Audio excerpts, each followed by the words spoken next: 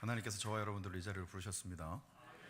그 막 일기예보에서 하도 많이 엄포를 줘가지고 한반도를 관통하는 태풍이다. 그러니까 여러분들은 자부심을 가지셔도 됩니다. 태풍을 뚫고 오셨습니다. 제가 선교지로 있던 곳에서 사실은 태풍은 평균적으로 공식적인 것만 한 37개 정도 옵니다. 1년에. 안 놀라시네요? 그러니까 대부분 이제 아열대 지방이 다 그렇습니다만 이렇게 스콜이라고 한꺼번에 집중호우들이 좀 많이 내리고 하다 보니까 비가 조금만 와도 도심이나 뭐 외곽할 것 없이 금방금방 물에 잠깁니다. 그런데 사실은 그 선교사님 한 분이 그럼에도 불구하고 본인이 이렇게 이미 개척해 놓은 원주민들이 사는 지역에 예배드리러 가셨다가 돌아오는 과정 중에 한번 휩쓸리셔가지고 그래서 그 선교지에서 순교하셨던 그런 적이 있어요. 저도 직접 아는 분이 아니어서 얘기를 들었습니다만은 이 시대가 사실은 예배를 드린다는 것에 대해서 너무 좀 의례적이고 마치 이렇게 숫자상으로 52주 104번 뭐 이런 식의 어떤 숫자적인 개념으로 이해하는 분들이 많은 것 같아서 우리가 하나님 앞에 예배하는 것은 오늘 이 순간 이 자리가 마지막일 수 있는 거예요. 우리는 사랑하는 가족들도 사실 옆에 있고 해야 될 일도 많은 것 같지만 하나님이 우리에게 허락하시는 동안만 사는 것입니다. 그래서 여러분 생명이라는 말뜻 자체가 여러분들이 한자의 뜻을 보시면 알겠지만 그 삶을 명령받았다라는 뜻이에요. 그러니까 우리가 막 살고 싶다고 살고 아님 말고 그러니까 우리가 자기적으로 생명을 선택한다는 것 자체가 하나님의 주권에 정면적으로 반항을 하는 것입니다. 우리에게 허락하신 명령되어진 생명을 사는 것에 있어서 하나님을 예배한다는 것은 출발이고 가장 중요한 것입니다. 오늘 이 예배의 자리가 그런 하나님과의 관계 속에서의 온전히 예배하는 하나님을 깊이 만나는 귀한 시간이 되시기를 주님의 이름으로 축원합니다.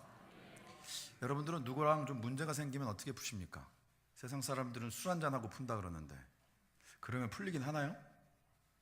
잠깐 그 알코올의 힘에 이렇게 힘입어가지고 풀린 것처럼 느껴지는 건 아닐까요? 이게 뭔가 잘 해보려고 할수록 꼬여가는 관계, 그것은 가까운 데 있는 사람일 수도 있고 아니면 뭐 어떤 비즈니스적인 관계일 수도 있지만 그런 얽힌 관계들을 여러분들은 어떻게 풀어가십니까? 아마도 이 셋 중에 다 포함되지 않나 싶습니다. 첫 번째는 도망치는 거죠. 그 관계가 속 시끄러운 거예요. 머리 복잡하고 에이 안 봐버리자. 어찌 보면 가장 쉬운 방법입니다. 그리고 막 거기서 아주 옛 어른들이 쓰던 속담들이 오죠. 뭐가 뭐 무서워서 피하나 뭐 그거 있지 않습니까?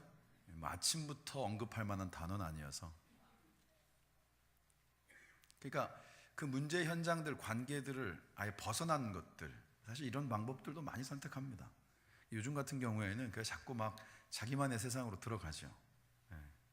집돌이, 집순이, 혼자만이 있는 공간 그렇게 정말 관계로부터 점점 단절되어져 가는 모습도 있을 것이고 그런가 하면 죽어라 싸우는 겁니다. 누가 옳은지 끝까지 가보자. 여러분 시시비비라는 말이 있지 않습니까? 그러니까 옳고 그름에 대한 부분들을 자꾸 가려보겠다는 건데 여러분 시시비비가 들어가면 거의 시비가 붙습니다. 오늘은 왜 이렇게 풍성한 리액션을 어쩔 줄 모르겠네요. 감사합니다.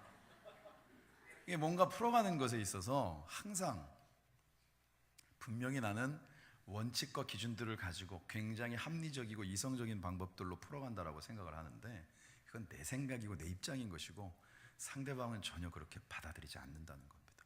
우리도 어때요? 마음 한번 상하고 나면 뭔 얘기를 해도 안 들어오지 않습니까? 그러니까 그냥 시시비비를 가린다라는 것들 이렇게 뭔가 싸우면서 이 문제의 끝을 보겠다라고 하는 것은 결국은 모든 곳을 다 싸움터로 만듭니다. 내가 속해 있는 삶의 환경, 공동체, 심지어는 교회까지도 막 싸움판이 되는 거예요. 과연 그래서 문제가 해결될 것인가?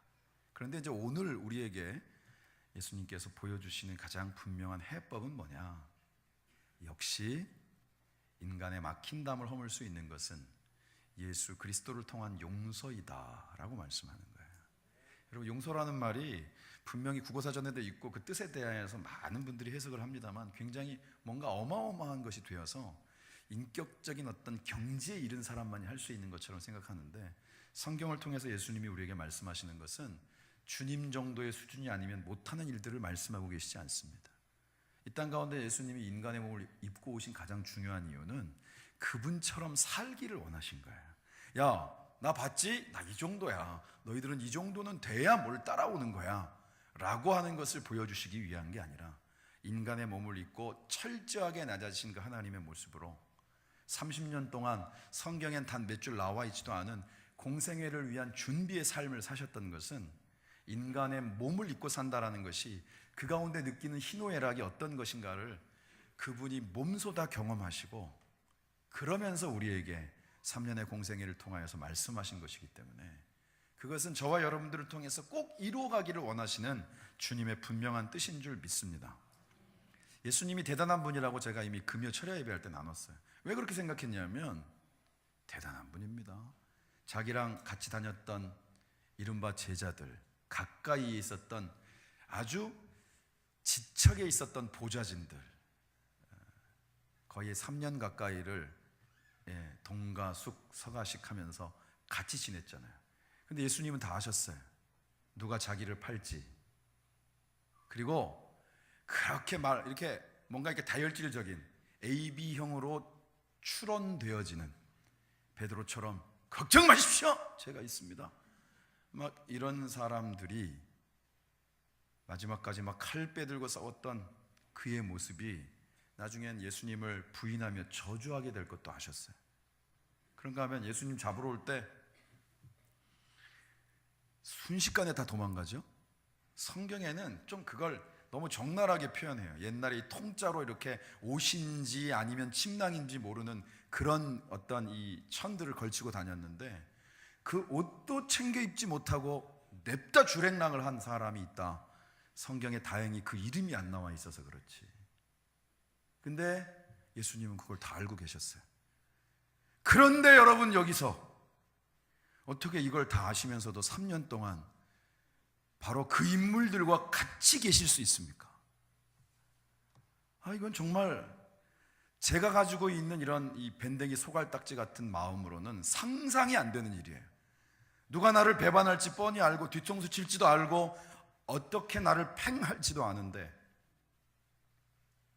그런 사람들을 옆에 두고 3년 동안이나. 그러면서 오늘 말씀은 예수님이 이제 십자가를 감당하시기 전에 제자들과 더불어 우리가 이제 최후의 만찬이라고 알려져 있는 그런 식사를 나누시던 중에 옷을 다 걷어붙이시고 제자들의 발을 씻기시는 장면이 나와요. 그런데 1절에 뭐라고 말씀하고 있냐면, 6월절 전에 예수께서 자기가 세상을 떠나 아버지께로 돌아가실 때가 이른 줄을 아시고, 당연히 아셨죠. 그때를 위해서 오셨으니까. 뭐라고 말씀하시느냐? 세상에 있는 자기 사람들을 사랑하시되, 어떻게? 끝까지 사랑하시니라. 여기 자기 사람들은 누굽니까? 그때 당시에 예수님의 제자들입니까? 이 시대에 오늘 이 말씀을 받고 있는 저와 여러분들에게도 동일하게 주시는 음성인 줄 믿습니다. 우리를 끝까지 사랑하신다라고 말씀하는 거예요. 주님이 우리에 대해서 압니까? 모릅니까? 여러분들은 잘 숨기고 계십니까? 여러분들의 복색으로 여러분들의 삶의 나름대로의 프로필을 가지고 잘 포장하고 계신지 모르겠지만 주님은 우리를 적나라하게 아십니다. 제가 그 얘기를 한번 한 적이 있는데, 사실은 전반전만 보고 아무것도 안 하려고 그랬습니다. 그렇지 뭐. 그런데 눈을 뗄 수가 없었고, 자정이 넘어서, 그리고 거의 경기가 끝날 무렵 터지는 그 두 골 가운데 주변에 있는 그 누구도 아랑곳하지 않고, 저희 집의 모든 여인들은 자고 있었으나 저하고 저희 아들은 일어나서 부둥켜 안았습니다. 울 뻔했습니다. 그 전에 한국 사람들 중에 남자는 대부분 경기 보면 다 해설가잖아요. 다 축구 전문가. 전술이 4-4-2 뭐 이런 거 어느 순간 입에서 막 튀어나오고 막 누구를 써야 된다, 누구를 빼야 된다. 그러고 있는데 한순간 용서와 화해의 장이 열렸습니다. 댓글들 여러분 보셨죠? 다 용서해야 된다. 다.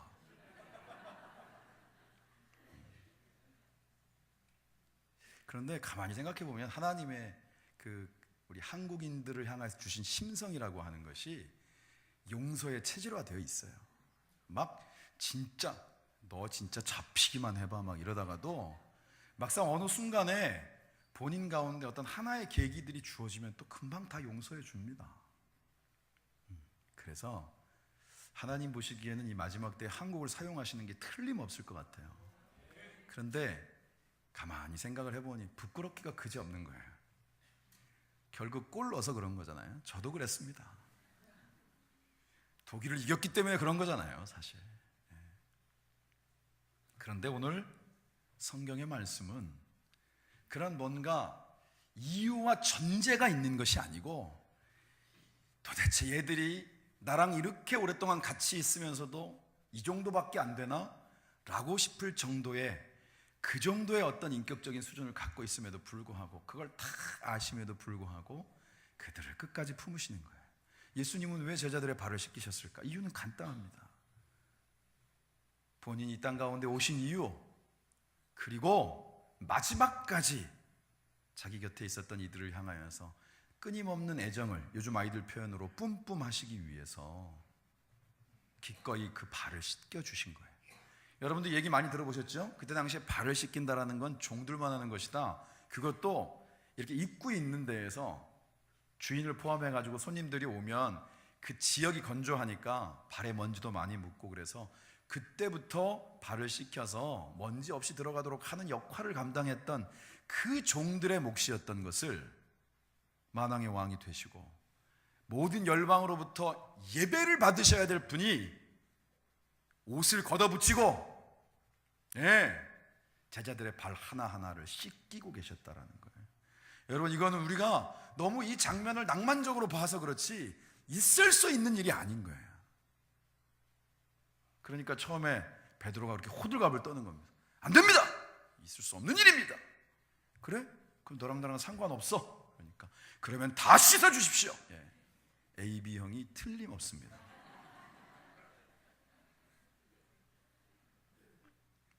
그 사랑, 뭔가 제한하지 않으시고 마지막까지 섬기기를 원하셨던 예수 그리스도의 사역의 완성은 섬김이다. 그리고 그 절정은 십자가를 지시는 것이다. 그것을 우리 가운데 이미 이 장면들을 통해서 보여주고 계시는 줄 믿습니다. 그러니까 정확하게 말하면 나중에 이제 우리가 알게 되어지는 그 장면들, 누가 팔지, 누가 도망갈지, 누가 저주하며 부인할지를 다 아셨는데 정확하게 말하면 그들을 통하여 나타나게 될 이 범죄함에 대한 모습들이 미처 다 그 속으로부터 드러나기도 전에 이미 예수님은 그것을 다 감당하시고 용서하셨다는 뜻이에요. 우리가 주님의 그런 사랑을 입은 존재들인 줄 믿습니다. 우리끼리는 자꾸 시시비비를 가려요. 그리고 자기의 기준으로 누군가를 바라보는 게 몸에 체질화가 되어져 있어요. 그러나 주님은 우리를 바라보실 때 우리가 갖고 있는 인간적인 기준이 아니라 선택하셨고 품기를 원하셨고 그 사람이 어떠한 사람이라 할지라도 이미 예수 그리스도의 핏값으로 산 존재인 저와 여러분들을 있는 그대로 그 품에 안으시고 끝까지 사랑하시는 줄 믿습니다. 그 사랑이 오늘 이 예배 가운데 저와 여러분들 가운데 확신되어지면 여러분들은 예배를 제대로 드리신 거예요. 찬송만 주의 팔에 그 크신 팔에 안기세, 그 찬송 여러분 좋아하시잖아요. 저도 굉장히 좋아합니다. 언제 불러도 은혜가 됩니다.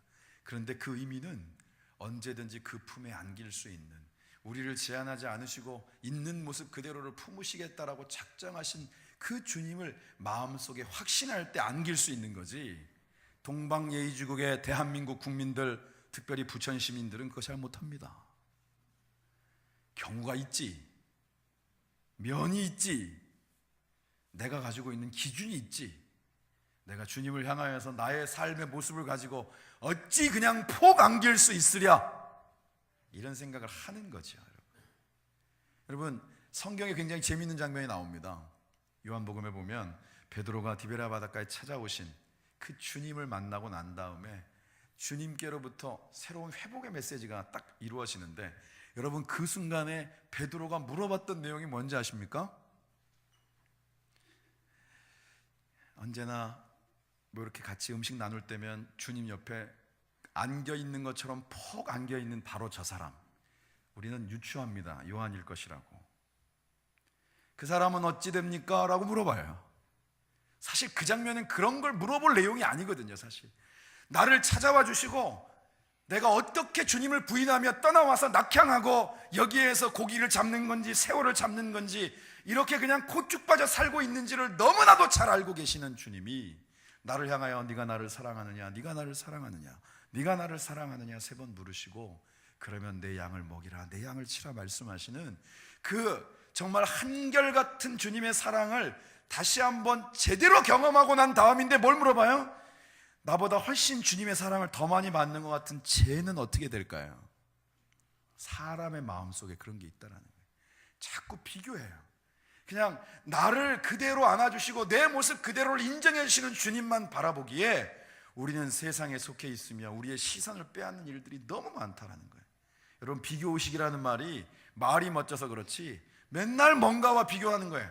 뭔가 내 마음속에 늘 만족함이 없는 거예요. 내가 뭔가 비판하고 내 마음속에서 불평과 불만이 이루어지는 것이 나의 모습 때문이 아니라 내 마음에 들지 않는 누구 때문인 경우들이 너무 많다라는 것이죠. 오늘 저와 여러분들 가운데 주님이 우리에게 말씀하시는 건 자꾸 주변 바라보지 말고 딴 사람 바라보지 말고 주님만 바라보기를 원하시는 줄 믿습니다. 신앙생활은 아주 쉽고 간단하게 얘기하면 성경이 말씀하고 있는 예수 그리스도를 바라보는 거예요. 바라보는 게 여러분 얼마나 어려운지 아십니까? 오늘 이 자리에 바라보라고 불러주셨는데 지금도 내 마음속에 뭔가 커다란 벽을 두고 바라보지 못하고 있는 심령들이 있다면 그걸 너무 안타까워 하시는 거예요. 광야의 여정 가운데 이스라엘 백성들이 범죄하고 불뱀에 물려 죽어가고 있을 때 원래 하나님의 뜻은 그들을 구원하시고자 하는 뜻이 있으니까 노뱀을 매달아서 가장 높은 장대 위에 세우고 쳐다보기만 하면 산다, 보는 자는 다 산다, 보는 자는 회복되어진다라고 말씀하셨는데 세상에 그걸 끝까지 안 쳐다보고 죽어가는 사람들이 있었어요. 이 시대에 예수님이 그리스도십니다. 예수님이 구원의 유일한 길이십니다. 주님을 바라보기만 하면 됩니다. 한결같은 사랑, 끝까지 저와 여러분들을 사랑하신다라고 하는 이 하나님의 성경에 기록된 음성들을 그대로 믿기만 하면 구원을 받는다라고 얘기하는데 그 음성이 나의 영의 귀에 들려지지 않고 내 가슴팍이 닫혀있고 예수님을 믿는다라고 하는데 너무 냉랭하고 여전히 우리는 우리의 기준들을 가지고 시시비비를 따지고 있으니까 주님의 그 격한 사랑, 감당할 수 없는 교리적인 은혜로, 표현으로 불가항력적인 은총을 맛볼 수가 없는 거예요. 여러분, 예배의 자리에 나오시면 좀 무장해제 하실 수 있기를 소망합니다.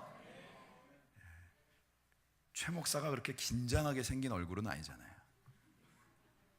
저도 웃으면 인상 좋다는 소리 많이 듣습니다. 주님 앞에 여러분들이 좀 마음을 여십시오. 제가 이 내용들을 요약하면서 용서의 생활화라는 단어를 사용했는데 사실 우리 같은 사람 범인들에게 용서의 생활화가 가능한 일일까? 그런데 그리스도는 그것이 가능하다라고 말씀합니다. 에베소서 4장 32절 말씀 같이 보겠습니다. 시작.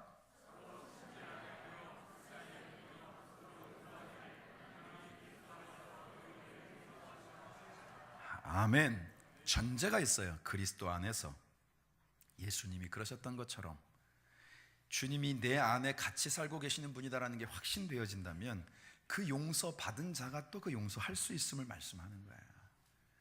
그리스도의 용서만큼 모든 것들을 덮고도 남을 만한 것들이 있겠습니까? 그 사랑을 이미 저와 여러분들은 입은 자들인 줄 믿습니다. 누가복음 23장 34절의 말씀 같이 보겠습니다.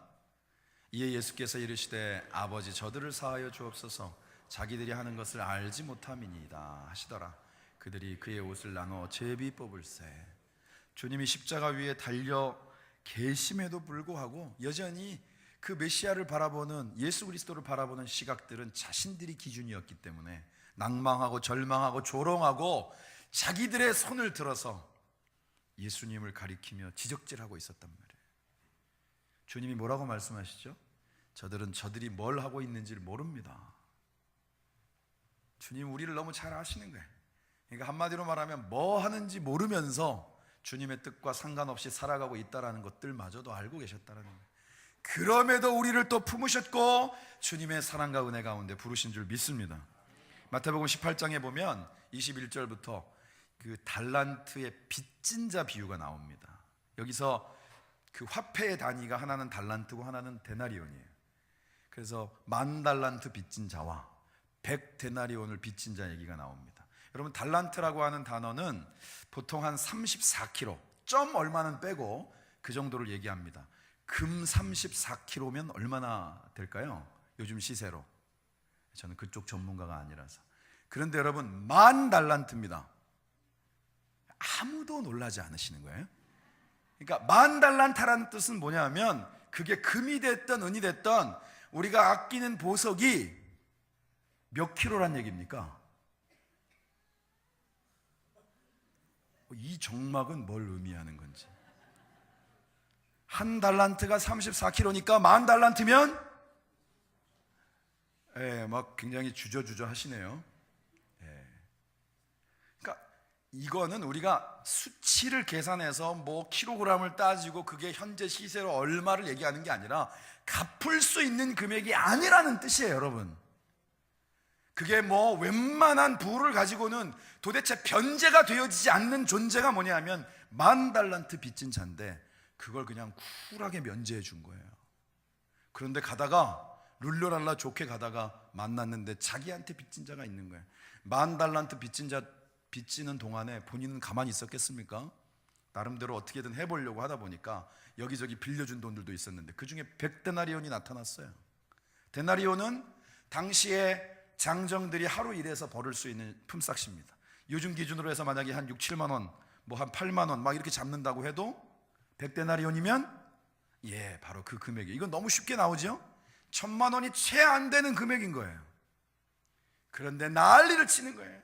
네가 내 돈을 떼먹어. 그리고는 세상의 법정으로 끌고 가서 어떻게든 받아내겠다고 막 난리법석을 하는 장면이 나옵니다.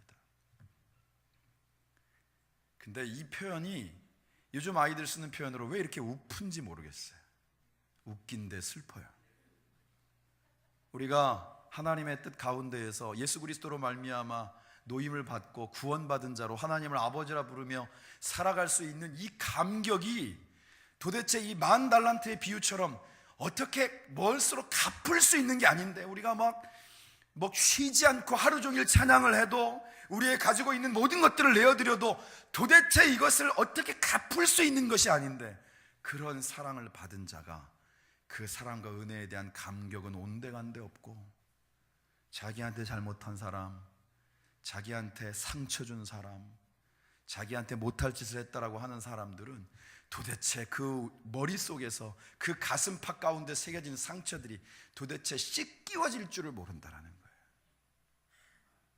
우리가 이 땅 가운데 살아가는 동안에 주님과 우리와의 관계 속에서 우리는 과연 이 10,000달란트 빚진 자의 모습을 벗어버릴 수 있을지. 그래서 오늘도 저와 여러분들을 이 자리로 부르신 줄 믿습니다. 히브리서 8장 12절의 말씀 같이 읽겠습니다. 안 띄워주네요. 요한일서 1장 9절 읽어주십시오. 시작. 만일 우리가 우리 죄를 자백하면 그는 미쁘시고 의로우사 우리 죄를 사하시며 우리를 모든 불의에서 깨끗게 하실 것이야. 깨끗하게 하실 것이다.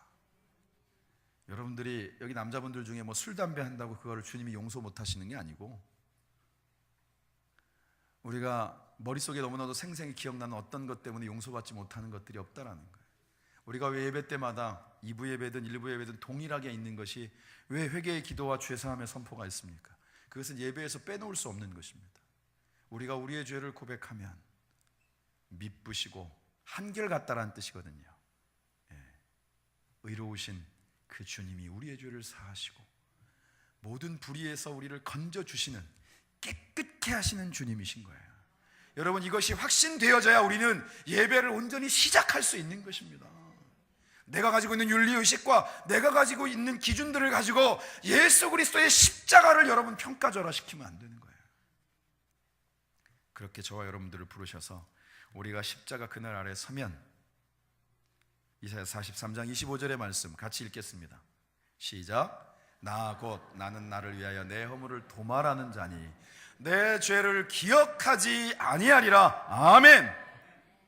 우리는 떨쳐버릴 작은 것 하나도, 내게 상처 준 자, 내가 한 것들이 다 기억이 나는데 주님은 우리를 향해서 말씀하시는 거예요. 그 모든 죄를 도말하시고 기억하지 아니하시겠다. 우리는 그분과 함께 지금 이 자리에 있는 것입니다. 그러면서 우리에게 말씀하시는 거예요. 서로 사랑하라. 예수님의 모든 계명에 있어서의 최종적인, 가장 집중되어져 있는 마지막 메시지는 서로 사랑하는 것이다. 요한일서 4장 7절 8절 같이 한번 천천히 읽겠습니다. 시작. 사랑하는 자들아, 우리가 서로 사랑하자. 사랑은 하나님께 속한 것이니 사랑하는 자마다 하나님으로부터 나서 하나님을 알고, 사랑하지 아니하는 자는 하나님을 알지 못하나니 이는 하나님은 사랑이심이라. 아멘. 저와 여러분들은 사랑하도록 지음받은 존재입니다. 우리가 죄와의 싸움 가운데 자꾸 한 방씩 먹고 꺾일 때마다 우리는 우리 가운데서 사랑을 놓치는 거예요. 그리고 더 큰 미움과 분노들이 우리의 시각들 속에서 인정할 수 없는 세상의 삶에 대한 부분들이 자꾸만 커져가는 것입니다. 주님의 사랑을 보고 그 사랑에 감격하는 것만으로도 굉장히 정말 시간이 모자란데, 우리는 그것은 아랑곳 없이 우리를 힘들게 하고 우리를 가슴 졸이게 만들고 우리로 하여금 늘 마음속에 미움과 원망들이 싹트게 하는 모든 일들 속에 우리 자신 스스로가 헤어나오지 못하고 있는 모습들이 있다는 거예요. 에베소 3장 17절 19절을 같이 읽겠습니다. 시작. 믿음으로 말미암아 그리스도께서 너희 마음에 계시게 하시옵고 너희가 사랑 가운데서 뿌리가 박히고 터가 굳어져서 능히 모든 성도와 함께 지식에 넘치는 그리스도의 사랑을 알고 그 너비와 길이와 높이와 깊이가 어떠함을 깨달아 하나님의 모든 충만하신 것으로 너희에게 충만하게 하시기를 구하노라. 아멘. 예수 그리스도의 십자가의 사랑이라는 데에 우리의 믿음의 뿌리가 박혀 있어야 이게 견고합니다. 여러분, 다른 것으로는 자꾸 흔들려요. 우리의 공로주의로 흔들립니다. 우리의 윤리적인 기준으로는 반드시 흔들립니다. 교회 안에도 마음에 안 드는 사람들 천지일 텐데요. 오직 그리스도의 십자가의 사랑 위에만 그 뿌리를 내리게 될 때 그것이 더 깊어지고 그것이 더 넓어지고 그것이 더 견고하여서 우리를 세울 뿐만 아니라 함께한 사람들을 세울 수 있는 온전한 은혜와 복의 통로가 되어지는 줄 믿습니다. 그래서 로마서 8장의 38절과 39절 너무 유명한 말씀입니다. 시작. 내가 확신하노니 사망이나 생명이나 천사들이나 권세자들이나 현재일이나 장래일이나 능력이나 높음이나 깊음이나 다른 어떤 피조물이라도 우리를 우리 주 그리스도 예수 안에 있는 하나님의 사랑에서 결코 끊을 수 없으리라. 주님이 끊을 수 없다고 말씀하시는데 여러분들이 마음대로 끊으면 안 되는 거예요. 우리에게 생명 주신 이유, 그 명령에 합한 삶을 살아가게 하시는 이유는 바로 여기에 있습니다. 그리스도의 사랑을 아는 자로 그리스도의 사랑을 나누기를 원하셔서 저와 여러분들 이 자리로 부르신 줄 믿습니다. 우리 마지막으로 이 한 절의 말씀을 같이 읽겠습니다. 요한일서 4장 16절 시작. 하나님이 우리를 사랑하시는 사랑을 우리가 알고 믿었노니 하나님은 사랑이시라. 사랑 안에 거하는 자는 하나님 안에 거하고 하나님도 그의 안에 거하시느니라. 아멘.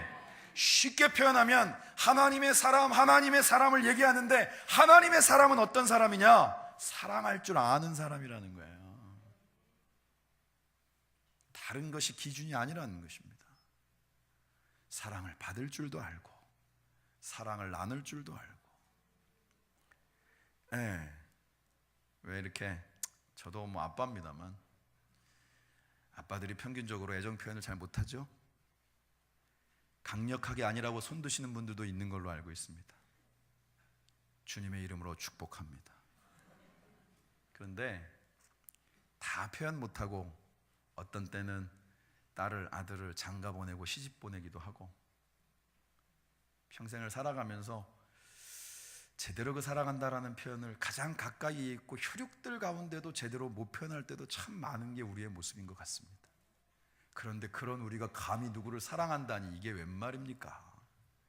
그걸 우리가 하려고 하면 정말 말도 안 되는 일인데 주님이 우리를 그렇게 사랑하셨기에, 하나님이 예수님을 통하여서 그 사랑을 우리 가운데 확증하셨기에 감히 우리가 또 그 사랑을 하겠노라고 오늘 이 결단하고 이 우리가 주의 전을 나서면서 우리에게 속해 있는 삶의 공간 가운데 만나는 모든 이들에게 그 사랑을 나누는 자로 저와 여러분들을 세우실 줄 믿습니다. 하나님은 사랑이시고 저와 여러분들은 그 사랑을 이미 경험하고 있는 사람이고 그 사랑을 나눌 때 여러분들은 하나님의 사람입니다. 이번 한 주간 하나님의 사람으로 여러분들의 삶의 현장에서 승리하시기를 주님의 이름으로 축원합니다. 기도하겠습니다. 하나님 참 감사합니다. 참 감사합니다. 참 감사합니다. 내가 아직 죄인 되었을 때 나를 위해 기꺼이 감당하신 예수 그리스도의 그 십자가 사랑 때문에 오늘 우리가 하나님을 아버지라 부르며 이 자리에서 또 예배합니다. 이 감격과 이 은혜 끝까지 사랑하시니라. 그 한결같은 주님의 사랑이 지금도 나의 영의 혈관을 흐르고 있음을 믿습니다. 그 사랑으로, 내가 아닌 그 주님의 사랑으로 우리도 함께하고 있는 가족들에게, 사랑하는 지인들에게, 나와 더불어 그 삶의 관계를 맺고 있는 이들 가운데 그 사랑을 나눌 수 있는 하나님의 귀한 복의 통로가 되게 하옵소서. 감사와 영광과 찬송을 주님께 돌리며 예수님의 이름으로 기도드립니다. 아멘.